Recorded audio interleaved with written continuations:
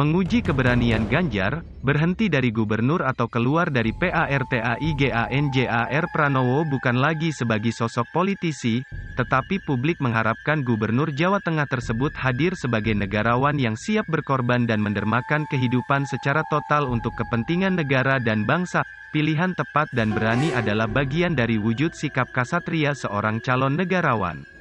Keputusan mengambil resiko adalah pilihan paling mahal bagi seorang negarawan besar. Menang atau kalah tidak diukur sebagai kemenangan atau kekalahan politik, tetapi wujud dan langkah nyata sikap kebangsaan yang maha agung untuk memberikan contoh, suri dan tauladan bagi masyarakat luas berkaitan soal integritas, tanggung jawab, patriotisme dan pengorbanan untuk tujuan dan cita-cita yang lebih besar dan mulia. Ganjar Pranowo saat ini mencuat sebagai salah satu bintang politisi nasional. Ganjar bukan calon pemimpin antitesa Jokowi atau mantan presiden lainnya. Magnet politik Ganjar sangat kental dengan sosok kepribadian sang gubernur Jateng ini dengan gaya kehidupan yang sederhana, ramah dan merakyat.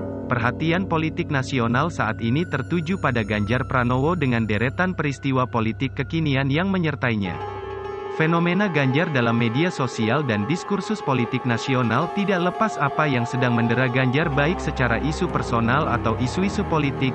Momentum konstelasi dan kontestasi Pilpres 2024 semakin dekat dan disitulah drama serial Ganjar semakin ramai dibicarakan dan di balik drama tersebut banyak para pihak terlibat secara kasat mata atau gaib baik sebagai dalang, kontributor ataupun tim sukses, pro kontra Ganjar di saat sedang mendapati badai yang sangat kencang di saat Ganjar masuk dalam radar calon presiden 2024.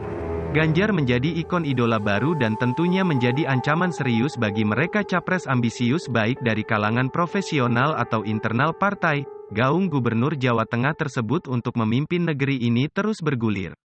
Sampai saat ini belum adanya pihak yang bertanggung jawab siapa yang menjadi komando utama yang menjadikan Ganjar untuk maju capres 2024. Terbentuknya berbagai relawan Ganjar terus bergilir dan semakin membesar di penjuru Indonesia.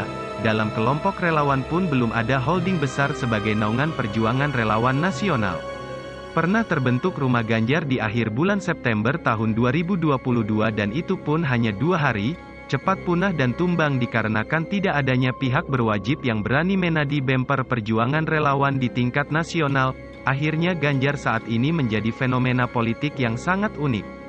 Dukungan suara dari masyarakat dan para relawan belum juga direspon oleh Ganjar secara serius. Bahkan semua gerakan relawan secara resmi belum masuk dalam pengakuan dari Ganjar Pranowo, elit politik. Yang menjadi promotor utama pun belum muncul. Jadi, Ganjar betul-betul saat ini hanya mendapatkan dukungan langsung dari masyarakat dan relawan. Jika ada elit parpol atau promotor, mereka masih mendekam dan bersembunyi rapat-rapat. Banyak opsi politik yang sebenarnya bisa dilakukan cepat oleh Ganjar. Pilihan ekstrim yang akan meledakkan nama Ganjar sendiri yakni Ganjar segera melakukan deklarasikan capres atas nama dirinya. Konsekuensinya Ganjar harus berani memutuskan pekerjaan formal sebagai gubernur Jateng.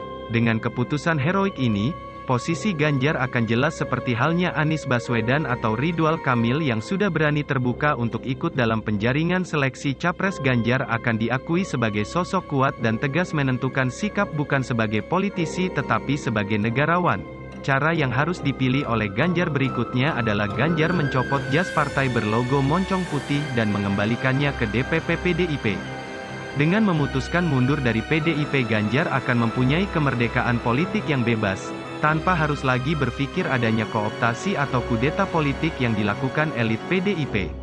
Keperpihakan politik Ganjar juga akan tersteril dari kepentingan partai semata. Sampai saat ini PDIP masih bungkam dan nyaris tidak ada sinyal positif untuk mendorong Ganjar maju via PDIP.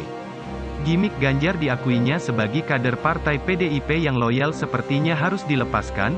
Disadari atau tidak jika publik dipertontonkan bagaimana Ganjar selalu diganjal, elit PDIP justru terus menjauhkan Ganjar dari kegiatan internal politik partai dan juga kebijakan-kebijakan partai lebih banyak memberikan panggung ke Ketua DPP PDI Perjuangan Puan Maharani. Ganjar saat ini sudah dimiliki publik dan jika seandainya Ganjar sudah resmi mundur dari PDIP, publik akan jauh bersemangat menjaga dan membawanya menuju Capres 2024. PDIP bukan lagi partai yang mempunyai otorisasi menentukan karir politik Ganjar Pranowo.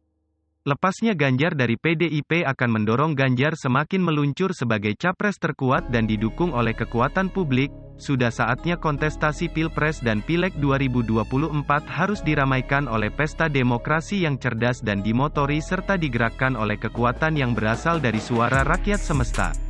Kedaulatan rakyat untuk memilih siapa presidennya dan wakil di DPR menjadi isu prioritas suksesnya penyelenggaraan pemilu. Pemilu dengan anggaran ratusan triliun rupiah setidaknya melahirkan banyak pemimpin unggul di legislatif dan eksekutif. Dengan kualitas output demokrasi melalui Pilpres dan Pileg, apa yang dinamakan kesejahteraan dan keadilan akan menjadi ranah pencapaian yang terukur. Tidak hanya sebuah jargon politik atau sebagai produksi politik hoaks, pemilu yang berkualitas akan memangkas sejarah perkembangan demokrasi menjadi pendek. Demokrasi yang kita raih selama ini jauh tertinggal dengan negara-negara tetangga. Perbaikan prasarana dan sarana penunjang terciptanya demokrasi yang modern harus didukung.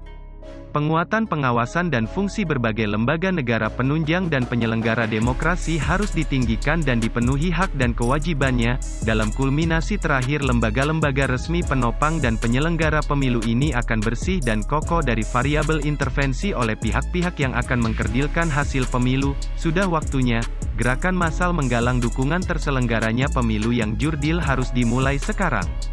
Waktu 1,5 tahun tersisa menjelang pemilu legislatif dan presiden dianggap sebagai waktu yang sangat singkat. Partai sebagai lembaga resmi peserta pemilu bukan salah satunya stakeholder yang justru sering mengkudeta proses seleksi kepemimpinan.